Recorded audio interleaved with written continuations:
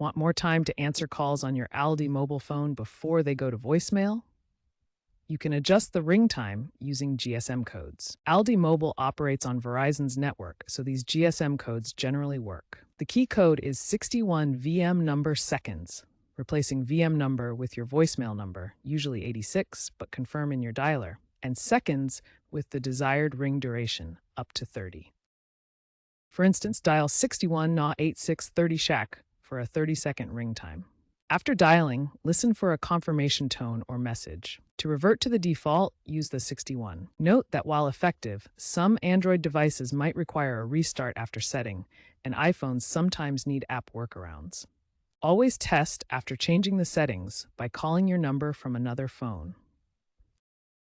Alternatively, you can adjust the ring time through voicemail settings. To use voicemail settings, dial 80 to access your voicemail, then navigate the menu options, typically pressing 4 for settings, and then an option for ring time adjustment.